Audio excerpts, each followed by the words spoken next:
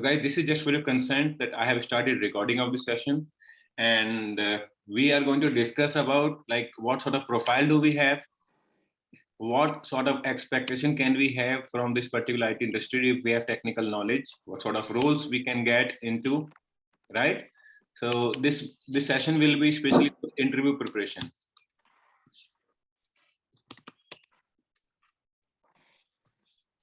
Right, guys? So this is going to be for interview preparation, especially for DevOps, right? So first of all, let me tell you guys what happens when we join any organization. So there are different teams. When call it like we are working in IT. So IT is a very small word to say, wherein if we talk about the scope, so scope is really huge. We can think of a lot of positions while we are talking about. So before starting the particular technical discussion, I would like to brief something about the kind of roles you can expect, the kind of knowledge you need to have in order to go for any specific position. So that sort of thing we are going to discuss today, right? So the very first thing here is, what are the tools and technology do we need to learn? Okay. Then after, if we know the particular tools, then what sort of position we can expect?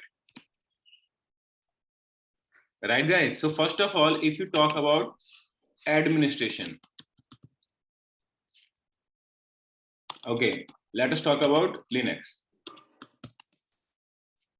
So guys, if you know Linux operating system, the position which will be offered to you, that will be Linux administration, Linux admin or server admin.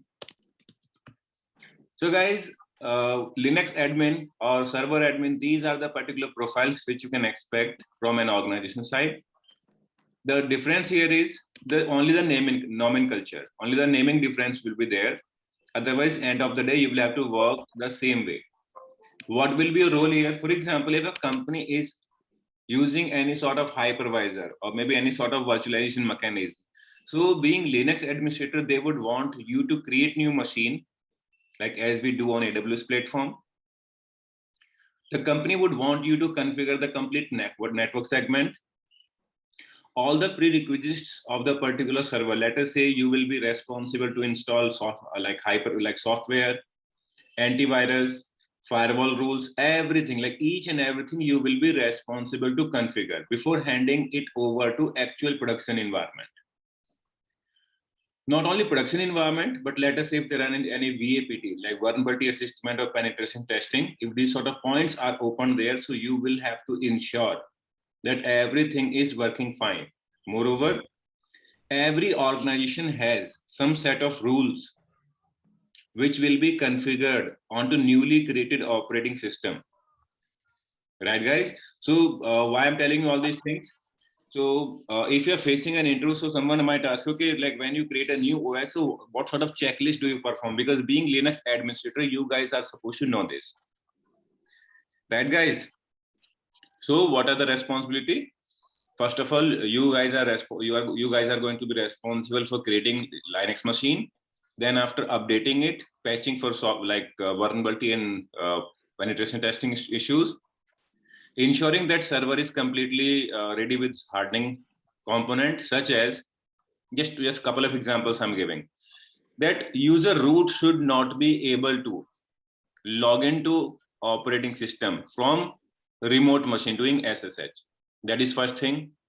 Second thing, let us say that if a user is logged into operating system, then after 600 seconds, user should get logged out automatically.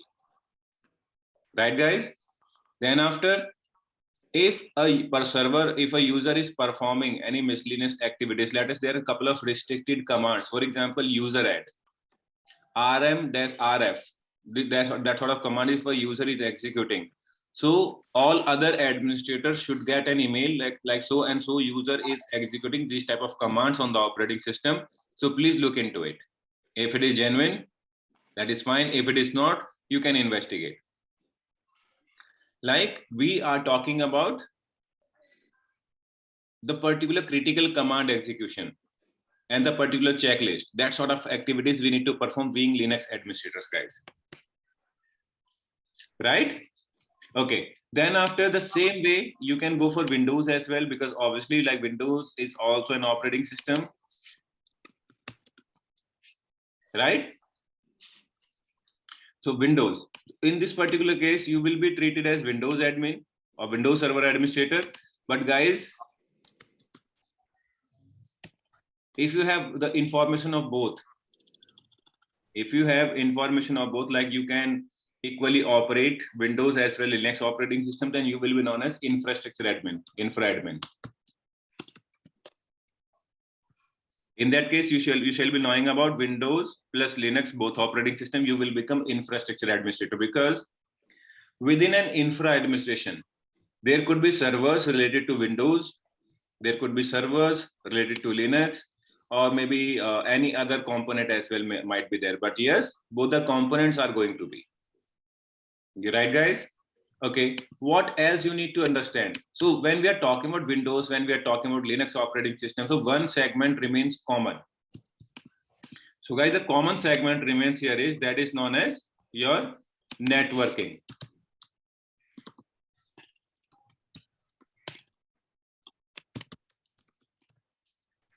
So networking is such a piece of requirement within every infrastructure, so which is required for every single person who is working. Why is that so, guys? You can become network admin, right? Or network engineer. So I'm not saying that you guys are supposed to work on routers, on switches, on hubs, on firewalls. No, I don't mean to say that. But let us say if you need to configure like IP addresses on Linux operating system, if you need to define the particular IP addressing on Windows, if you need to ensure that the particular servers which are created for database should be able to communicate with Windows server, the servers which are created for Linux should be able to communicate with maybe like some databases and all. So what sort of network segment you are going to have? How many IP addresses would you need to run database servers, to run application server, to run web servers, to run Windows server? Like every single segment has to be isolated, right, guys? So when we have this type of infrastructure available, that means clearly that we need to have information about network segment as well. So either you can be hired as a separate engineer in an organization if we are working with like big organizations, or if we are working with the middle level, then definitely, guys, you need to have information about network. Why is that required, guys? We need to understand that part as well. Let us say you are working on Linux operating system and you are trying to troubleshoot something. For example, there is some partner of your organization, right? You need to establish a connectivity between your organization server and partner server. How would you be able to sure that, okay, let us say you raise a request to network team. Let us assume that network is a different team, right? So what is going to happen in that case? Your network team may say that we have whitelisted the port. Vendor partner says that we have also whitelisted the particular port, that now you shall be able to connect to our server. But end of the day, connectivity is not taking place. Then guys, if you do not understand networking at this level, that you should be able to troubleshoot at least basic things, like whether the network is blocked at your firewall end or partner's firewall end, right, guys? So how will you be able to so sure that what particular team has not done the task in a proper manner? Which means at least basic networking and basic networking commands are mandatory to know for every administrator, whether Linux admin, Windows admin, or networking engineer, right, guys? Aside to that, every engineer who is going to be a part of infra team, let us say it is Linux, Windows, or network admin, they should be knowing like what is private IP address, what is public IP address, what are differences, what are different classes in IPv4, how do we use IPv6. That piece of information should be carried by every engineer. Let us say you are working as Windows admin. So someone has configured an IP address, and the same IP address has been configured, maybe let us say within this particular segment as well. The same IP address is configured on both machines, Linux as well as on Windows. If you understand networking, you shall be able to identify that two machines are running in the same infrastructure with the same IP address. If you know networking, only then you shall be able to troubleshoot. Then after, guys, what other profiles you can think of, right? So if you're working in Linux infrastructure, then you should be known as, for example, you know, RHEL, Red Hat Linux, Red Hat Enterprise Linux. If you know, then you can go to some specific component of it. For example, an organization may hire you for managing DNS server, for managing HTTPD, like web server, right? For DSCP, like any sort of server you may be hired for. But in that particular organization where DNS is being used in such a big manner, where maybe 1,000 websites are hosted on the same DNS. So all the day, all the requests are coming maybe to add new record, to remove old records which are created on DNS. Moreover, that if some modification is there, so that sort of component you will be working as, right? So if you know Linux up to good extent, so you can be working as web server administrator, maybe DNS server administrator. So that sort of component you may be hired for. But keep this thing in mind, these sort of things happens only in big infrastructure, big organization. Let us say if it is HCL, Infosys, Accenture, IBM, Wipro. So if you are going to be part of that sort of organization, then you will have to work on a single component. But let us say if you are going to be part of a startup. So for a startup, you shall be knowing from end to end. The next skill which I'm going to talk about, that is going to be, for example, cloud. I would not say only AWS, so it could be any cloud. Like let us say it could be your AWS, it could be GCP, it could be Google Cloud, or it could be anyone. Right, guys? So you will be known as cloud admin. Cloud admin. Now cloud means we would be like the organization would not prefer to like nominate you or would not give you a position as AWS administrator, but cloud admin. Let us say today company wants you to work on AWS, but let us say if there is a particular better deal some other vendor is providing, so company might want you, the organization might want you to migrate your infra from AWS to another cloud. So that is why your position will be known as cloud admin. Moreover, if there is a scope of development, cloud developer, it means most of things you guys are supposed to perform in automated manner. So you can be hired as like cloud developer, cloud admin, any sort of profile you can get. Then after, guys, we will talk about the particular roles. Let us say you know Linux, you know Windows, you know networking, you know some part of cloud. So now you know like production infrastructure as well.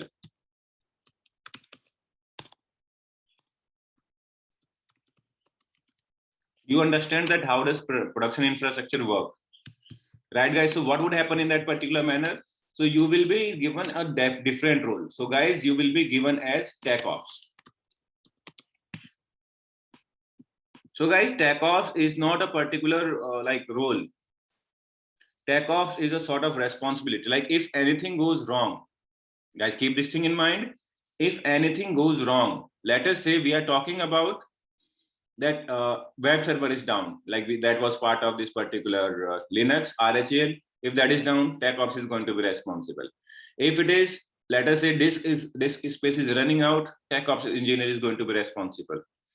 If networking goes down, any server is giving really high response time, a lot of requests have started coming, new server has to be added into same stack, then TechOps team is going to be responsible for the same. Right, guys? Moreover, not only TechOps, there is one more profile which is really popular these days, which is known as SRE. Guys, what is the meaning of SRE? Anyone knows it? It's a site reliability engineer. Okay, and what are the roles and responsibility of this engineer, guys?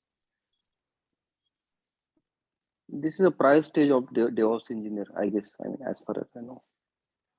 Okay. So guys, let me tell you, TechOps are majorly responsible for running the production infrastructure. TechOps team is not much involved into automation part. They usually focus on their day-to-day, like BAU, business as usual. They need to ensure that their infrastructure is running properly. Everything, whatever they want, is working fine, nothing else, right? If they get any ticket, related to infrastructure. That server response time is high. They will reboot. They will reload the service. Based on requirement, they may reboot the server as well. Like whatever operation they have to perform, they will do it in day-to-day manner. While SRE team focuses in order to get appropriate alerts. Let us say there are 3 labels like L1, L2, L3, right? So if there is any alert which is generated, so first of all, that should be fine-tuned. Alerts, spamming should not be there. Let us say if any any matrix is going to breach the threshold, right? So, and we know the particular previous trend that it reaches up to this level, then after it goes down automatically. We understand the behavior of any service. We should not be doing spamming with unwanted alerts. So SRE does not only monitor the servers, but they set up that sort of fine tune and better alert management they perform, that only required alerts will reach out to inbox or maybe phone message box or maybe calls, which are actually required, where the attention of TechOps guys are required. So in addition to TechOps role, SRE team does a particular alerting, monitoring, and troubleshooting. Moreover, if there is a requirement, let us say there is a server where space is getting full every single day. There is only a single file which is consuming a lot of disk space, right? So SRE team does not only let engineers know that disk space is running out, but SRE team also becomes responsible in order to troubleshoot or in order to automate disk space clearance. This will be task of SRE engineer. SRE stands for Site Reliability Engineering. So guys, these particular teams or group of people is responsible only to handle production infrastructure. These guys do not get involved into your developer help, into development infrastructure creation, setting up new tool stack. No, this particular team is responsible only for managing, monitoring, and handling production infrastructure. Right, guys? Then after, when as I told, SRE team does not get involved with developers. So guys, if there is a particular thing, let us say the particular code which was working in different environments. So when we guys call it different environments, so guys, we have different environments here, and the environments are known as based on there are different categorization of environment.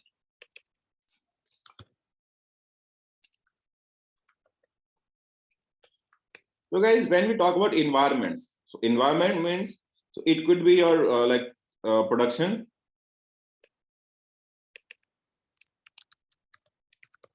It could be production. It could be pre-prod.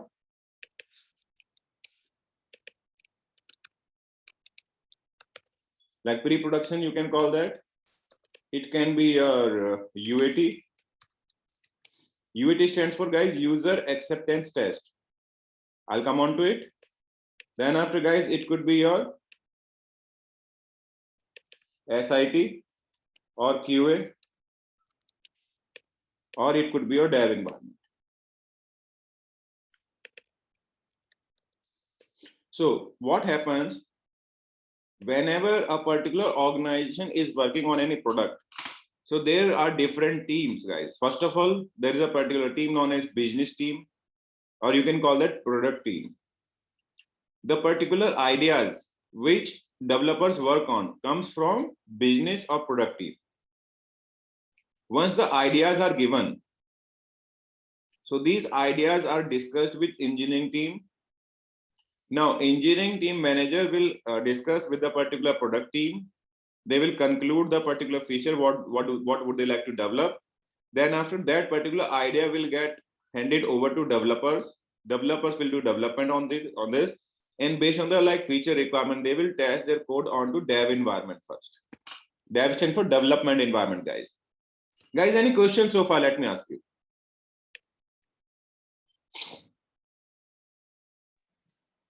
Lokendra sir, where is that release engineer kind of position comes in between this layer? Okay, so let me tell you, release engineer can be TechOps, can be SRE, or can be DevOps as well, the particular component which we are going to discuss about. Okay. So I have seen in multiple organizations that QA engineers, like quality, like administrators, quality analysis, the guys who are doing, only those guys are responsible to do deployment as well. Within my previous engineer, there was only single team, DevOps. So they were like, we were responsible there to handle developer support, to handle production environment, to do deployment, to manage production infrastructure. Everything was taken care by DevOps team only. But yes, if number of servers are really huge, let us say we have 1,000 or maybe 2,000, 5,000 servers. So a single team cannot handle that. So now that particular team will be divided into multiple parts. Like couple of guys will only be responsible for production take care. Couple of guys will be responsible for like helping developers and setting up new infrastructure. Couple of guys will be responsible only for doing deployment and all. So roles and responsibilities will be segregated. But yes, when we are preparing for an interview, when we are getting ready for products for in IT industry, so we should be thinking of DevOps for middle layer or maybe like small organizations. Because there could be a possibility, like if you are going to be part of any big or big organization, so an organization may want you to be only to be working on Git. Like a single tool will be that enough that you can be hired on that. Maybe like obviously I have seen within my previous organization, like there was a person who used to work on Git only, right? So that depends on the like infrastructure size, like team requirement and all. And guys, whenever you guys are facing interviews, do not ever say that I have not worked on production environment. Usually what happens when people remain in that particular phase, that the engineers are working in learning phase only. So what happens in that particular situation, guys? That they usually say that I have worked on dev, I have worked with dev team, SIT, QA, UAT, pre-prod environment. I have worked, but I have never logged into production environment. Whether you have huge amount of information, huge knowledge you will not be recommended for the position, guys. One of my student has done that sort of mistake at once. He was sitting in the final managerial round. This was the last question. Okay, how many production server do you handle? He said, I have never worked on production. And he was rejected. So when you are facing interview, so when you have knowledge, so guys, the particular technology works based on the concepts. If you are running ls command, so it will be run across, whether it is pre-prod, UAT, SIT, dev environment, we need not to worry about that. So do not ever say this thing that I have not worked on production environment. So guys, if I have to define these environments, so these environments are based on use cases.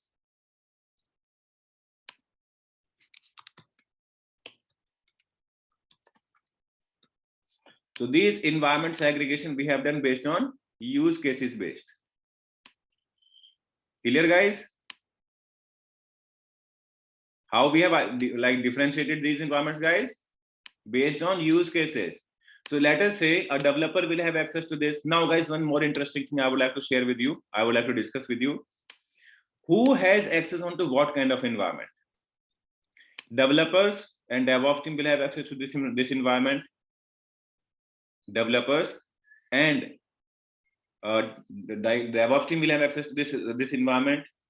SIT and QA, obviously, like developers, QA engineers, and DevOps team will have access to this environment. UAT, so business team means the particular product team will have access to this environment. Deployment will be done by QA team or by developers onto this environment, but yes, the particular front end will be manageable or will be accessible to business team, because whatever developers have developed so far, business team need to verify this. And where they need to verify? On UAT. UAT stands for, guys, user acceptance test, right? Then after it is pre-prod. So before sending any release to actual production environment, actual users, we would like to do a simulation test whether everything is working fine here or not, whether the application is starting up properly, all the use cases which we have developed are working in production environment as well. The access to this particular pre-prod environment is very restricted and is also provided to very limited number of users. right guys? Then finally it is production. So on production, TechOps and DevOps both have access. No developer has any sort of access onto these environment. For example, someone might ask during interview that, okay, what if developers are looking for the logs? How will you help them in that particular case? So you will have to answer that we have automated that all the logs from every production server will be stored on a centralized Elasticsearch server whenever they need to check the logs for their use case. So they can see the logs in real time, which are being pushed to Logstat server. And from Logstat, we are pushing logs to Elasticsearch, and Kibana is being used as a dashboard. We will discuss in detail. Don't worry about it. But yes, we have to say that developers do not have access to production environment. Why is that so? Because a developer will always try to fix the bug as soon as possible. And let us say when a developer is trying to do R&D on production, so it could be possible that may lead to some more dangerous situation. So that is why access to developers are not provided onto production environment. Are we clear with that, guys?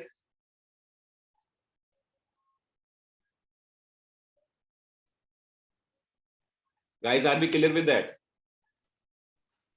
Yes, Yes, sir. sir. Great, sounds good.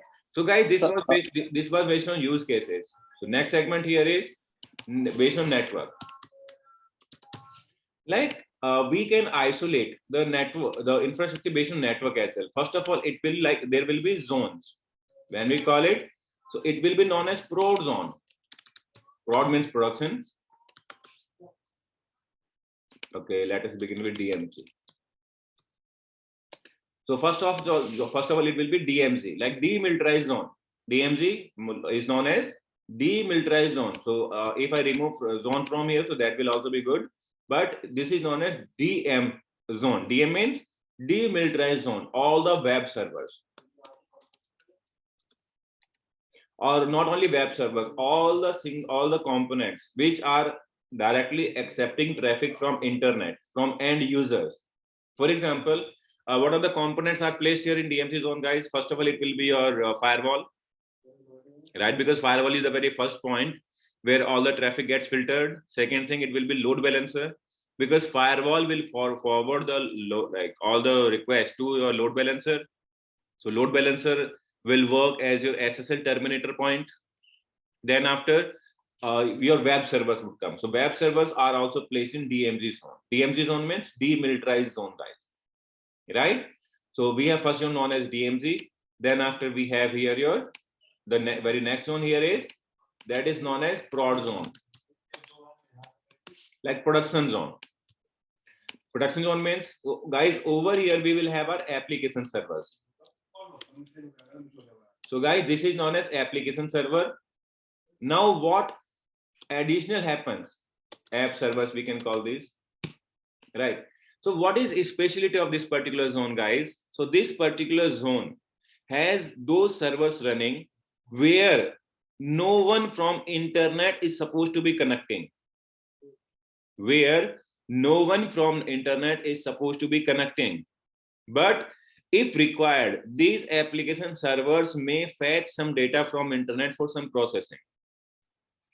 No one can send an email, an SMS, or any other thing to these servers. But yes, if required, these servers can send email, SMS, or anything to internet. Are we clear with that, guys?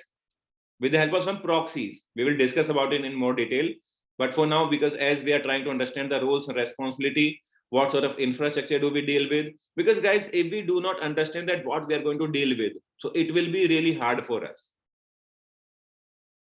Okay, then after when we are talking about the another zone, so that is known as, you can call that DB zone. Now, guys, we can ensure, we can keep DB and prod zone as same. Keep this thing in mind, guys. We can keep DB zone and prod zone as same. We can run database servers in the same zone. There should be no challenge at all. But the difference here is, in any case, we do not have any sort of proxies exported on this particular type of servers. Like we do not allow any internet connection to DB servers, whether it is incoming or whether it is outgoing. Are we clear with that, guys?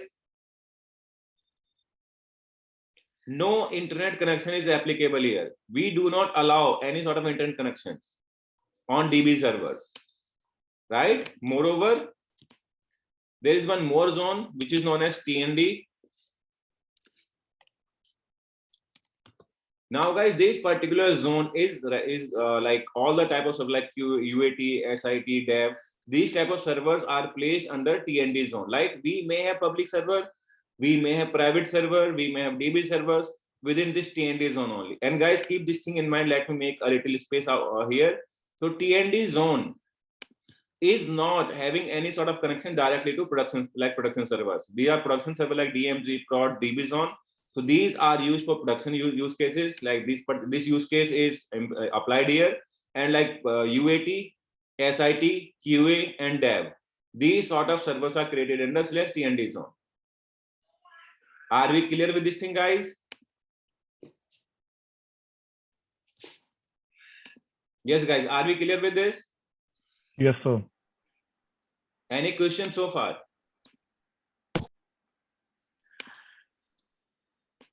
Sir, SIT and UAT is like almost same, right? So either we have SIT or either we have UAT. No, actually, there is a very good amount of differences there. So UAT means user acceptance test, where business team is testing only for their use cases, right? Whether, let us say, they wanted that a user should be able to purchase anything without logging to website. But at the time of final checkout, the company wanted that users should be enforced to provide address, mobile number, email address, everything.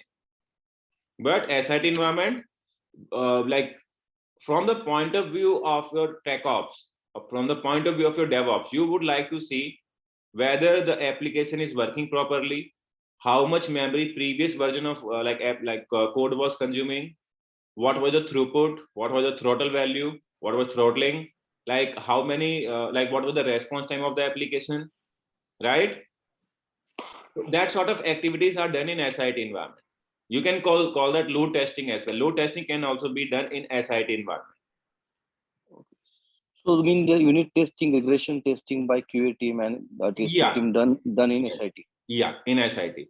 Or maybe like you can have like you have PT like performance testing as a different environment. But yes, guys, these are just nomenclature. These are naming conventions only, which are given to individual environments, right? Maybe you might see like alpha, beta, gamma, delta, then production. So staging is equivalent to UAT. Yeah. SIT is different. Yeah. So there are three environments like development, stage, and prod. So these are just naming convention, but end of the day, the nomenclature which is used in most of places, that is development, QA, SIT, UAT, prod, and prod, which is production, right? Okay, so now type of servers. So type of servers, like what kind of servers we have? Like third categorization of environment will be based on type of server. So it will be like physical.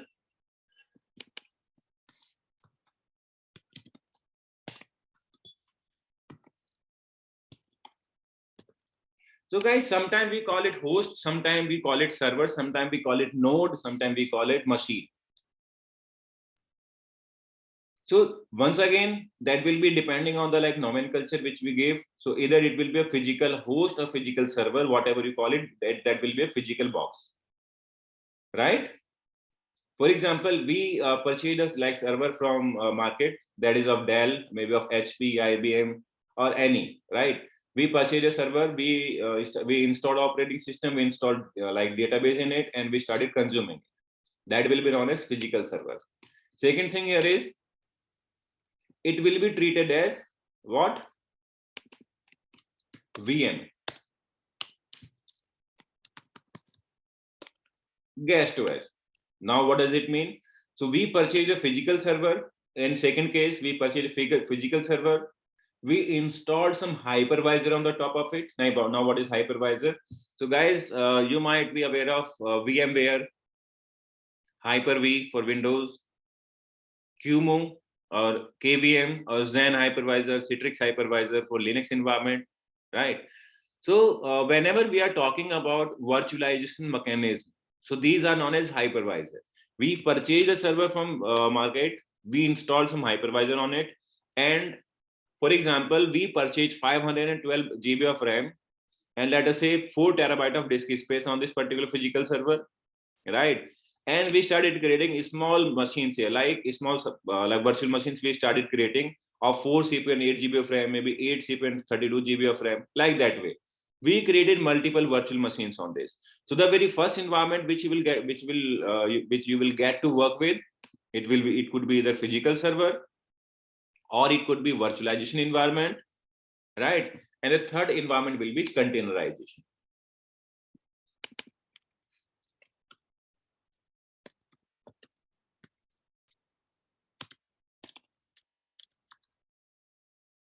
It will be containerization, guys. Like you can think of Docker or Kubernetes, right, guys? So this is the bifurcation of environment. So when you call it like what sort of environment you are working with, so guys, I hope that you shall be able to explain in a very clear manner that what kind of environment do you work with. Are we clear with this thing, guys? Yes, sir.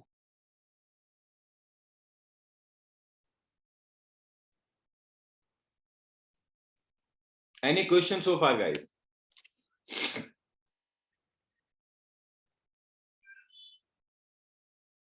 Guys, any questions so far? No, sir. Tejas, are you there?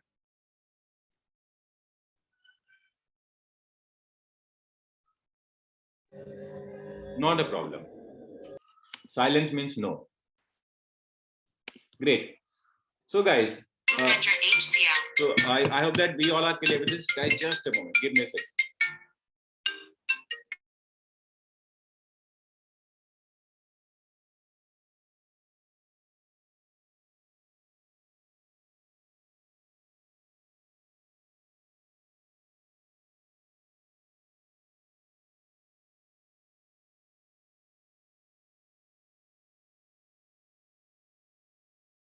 Yes, guys.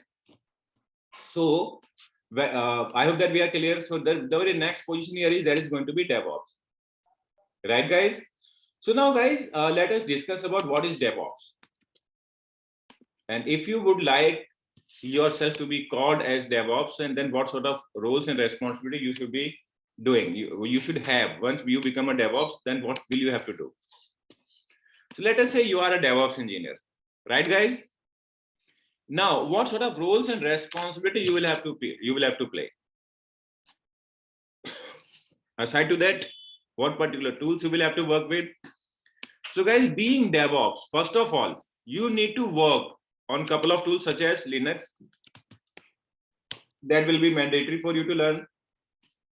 It will be cloud like AWS. That will be mandatory for you to learn. It will be networking. That will be mandatory for you to learn. Then after, it will be DevOps tool. Right, guys? These are couple of components which will be quite mandatory for you to learn. Okay, somebody is asking, have you covered these topics in detail? So this is just the beginning of it. We have just started this session. This is very first class of the particular batch.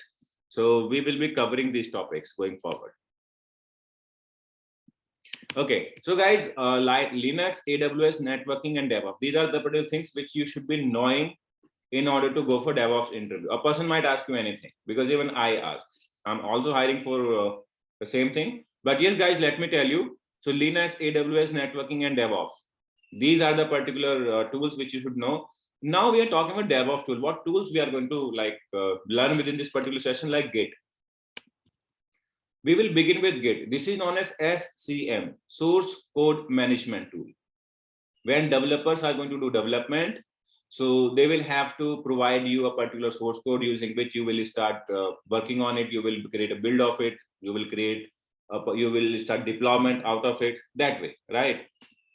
So now an interviewer may ask you, okay, what is your role on Git? What do you do? Do you write code onto Git? So guys, keep this thing in mind. We are not supposed to write code into Git, but yes, Let us say if some new person is joining in, so we will be responsible to assign access. We will be responsible to create new repositories. For example, if it is required to migrate one repo to another, one from one project to another, that sort of task we will perform. Moreover, if someone needs read-only rights, we need to ensure when we are working in some sort of institution where audit keeps on going. So guys, we need to be responsible for providing the logs metrics. For example, like who raised request and who approved it when you provided access to XYZ person, whether the level of access is appropriate or not. If it is less, it is okay. But if it is more than requirement, why is that so? Right? So even auditing, providing access, revoking access, creating repositories, right? That sort of task, audit purpose, you will have to perform. Then after, second tool we are going to cover here, which is known as like Jenkins. Like what kind of pipelines do you create? What other kind of tools are integrated with your Jenkins? How is your Jenkins integrated with Git? Do you do deployment with webhook? What are rollbacks plan? What are rollback methodologies do you guys follow? So like that way we are going to cover for sure.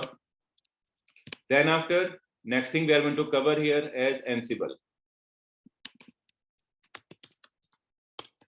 Like couple of Ansible use cases we will discuss about, couple of playbooks for sure we are going to discuss here, right? So what are the use cases? Let us say someone is going to ask you, you have mentioned on your resume that you have working experience with Ansible, right guys? So if someone might ask you, what is recent playbook have you written? What would you answer? So in order to answer that question, guys, for sure we are going to discuss a couple of Ansible playbooks here. Like these are the recent Ansible playbooks which you have written. Then after, guys, when we were talking about containerization, we will discuss about Docker, because Kubernetes is such a thing which is obviously like a person can learn it for sure, but until unless a person has good hands-on, so it will not be a good idea to say that we have worked on Kubernetes. Although if you want, I can explain a little about it. But yes, that is really important to know like every single aspect of it. Like we will talk about for sure Docker container here, like what is Docker file, what is Docker network, how do we manage data inside Docker container, right? That sort of thing for sure we are going to discuss. And then majorly ask questions. Let us say, what is Docker Swarm? What is Docker machine? Right? So that sort of thing we are going to discuss here.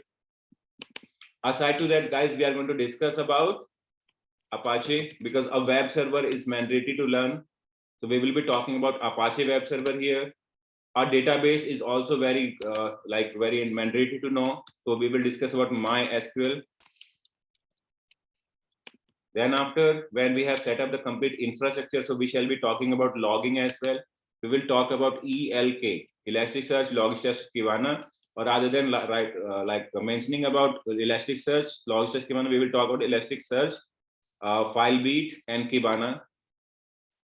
FileBeats are the particular replacement of Elasticsearch. So most of organizations are relying on FileBeat because these are much easier to set up. These understands all the logs pattern very easily. The particular grokking pattern, which was mandatory to update for every single person, for every single use case, right now FileBeat has started taking care of that automatically. Then after, guys, we will talk about monitoring section. So we will talk about Prometheus with Grafana.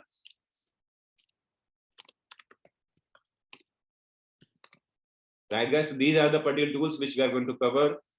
Aside to that, we will talk about complete infrastructure architecture. Infra architecture we will talk about within this particular session. Then after, we will talk about infra security. Then after, guys, we are going to cover here your roles and responsibility.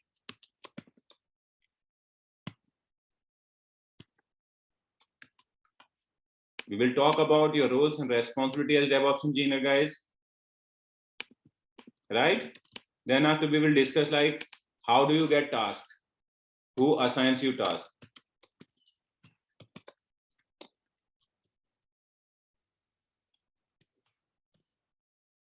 Right, guys? Then after, finally, the deployment.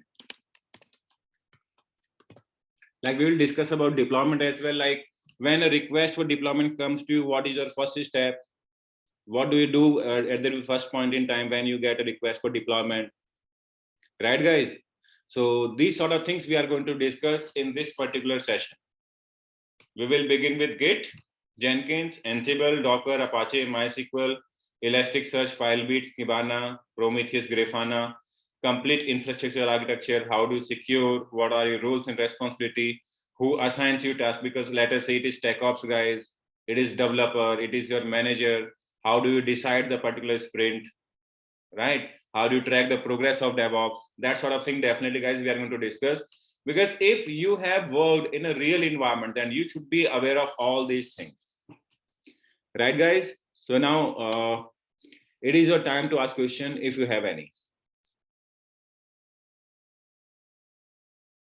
Yes, guys, any questions so far?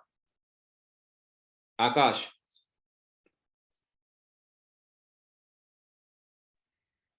So are we going to cover that real-time scenarios, means what troubles we faced while working in the real-time For environment? sure. When we talk about like infrastructure architecture, so I'll be telling you like at the time of implementation, what sort of issues are there. When we will cover these individual tools, so we will talk about like use cases. We will talk about the particular troubleshooting steps, like what sort of issues usually we face and how do we fix that. All right, sir. Sir, I would like to add in that, like, especially me, like I have been stuck in that, like JFrog Artifactory and the Sonar Cube. I wanted to know the real-time use cases. What is the scope of DevOps Use engineer? cases for sure I will tell you, but for that Yes, yes. the implementation part you should be knowing. Yes, Because yes, I know. Yes, guys, I let am me already. tell you very clearly. So when we call it interview preparation, it means we know basics, we know how to implement these sort of tools, but right now we are trying to know about the edge use cases which are actually used in production environment. So those use cases for sure I will tell you. Also for the Kubernetes, like how do you troubleshoot the pod? How you handle the cluster? Like those kind of things also please include. Okay, so I can include, but for sure, guys, I'll be telling you. See, Kubernetes itself takes approx 40 hours. If you really want to learn Kubernetes, it will take at least 40 hours. It will take for you to understand like each and every concept. If you know the basic, if you have specific questions, I'll be telling you that. But Kubernetes, I cannot include as part of this particular course, as this discussion, because it is going to take at least 40 hours completely. And the same amount of time I'm planning to invest into this particular. So that will be like just double the time. And most of people like whom I have discussed so far, they do not have even basic idea of Kubernetes and they try to prepare for it. So obviously like it is of no use. Right, guys? Yes, sir. Okay. So guys, any feedback for the session? Sir, I would like to ask, in this course, we'll cover the AWS services, right? We will cover AWS service. Let me tell you, for Linux part, we will cover here like user management, disk management, file permission, package management, the majorly frequently used commands like network troubleshooting related commands. We will talk about operating system troubleshooting commands. We will discuss about like that sort of part we are going to cover. Then we will cover about AWS like EC2, auto scaling, load balancing, VPC, S3, Route 53, IAM. These sort of services we are going to cover. CloudWatch, no, we don't cover about that because we already have talked about Prometheus here, if you see. Then after networking, so we will talk about IP addressing. How do we calculate IP addresses? What is private IP address? What is public IP address? What are range of IP addresses in class 4? And for rest, like for the DevOps tool, I have just created a list of. These are the particular tools which we are going to discuss here. Okay, thank you, sir. Hello, hello. Sir. Yes. Have you covered the Terraform? No, basically. So if guys will be interested in knowing Terraform, so because yes, I know, but only if guys know the basic. First of all, I will ask a couple of things. If they know, then only I will talk about that. Because see, like within my past experience as well, people do not understand even the basic and they try to prepare for the interview. Actually, I don't know in all about these tools. Not basic idea about that. That's why I'm asking you. No. So guys, this particular batch will be beneficial for those guys only who have basic idea. Like someone who knows what is Git, it will be useful. Someone who knows like how to set up Jenkins, it will be useful. The A use cases, the production use cases, I'll be discussing with you guys.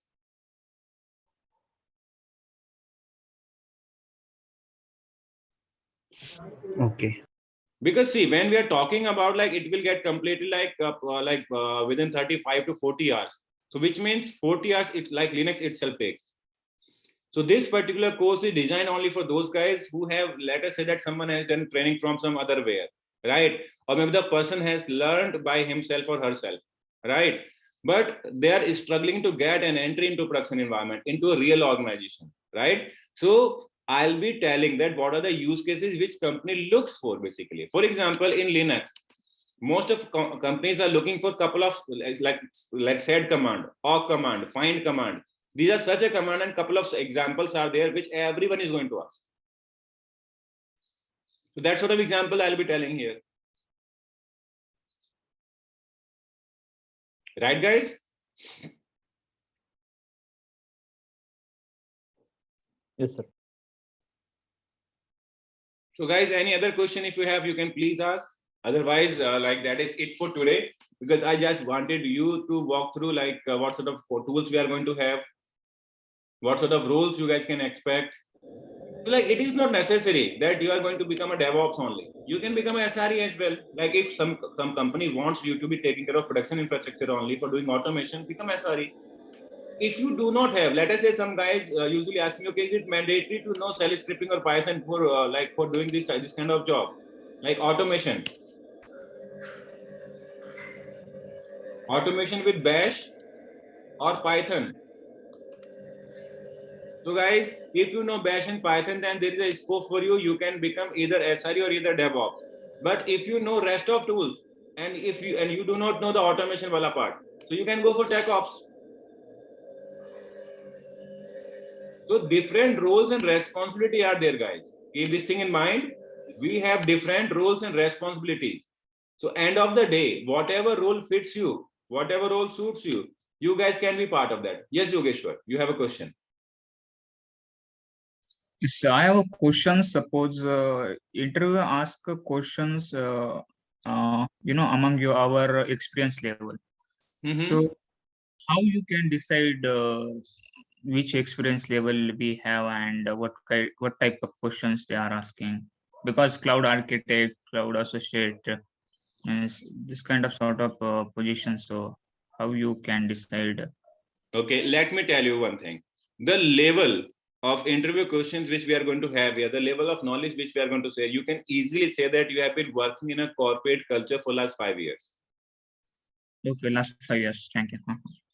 Up to 5 years you can explain easily, but if you grab all the things whatever we are going to discuss, then even way beyond you can talk about. Because I have recently seen the guys who are facing interview, guys have 8 years of experience and they do not know how to check even open ports on the server.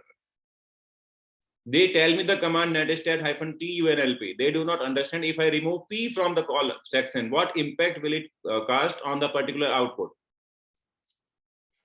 If I add a here, what impact is it going to it is going to bring? They have been executing command without knowing the concept of it.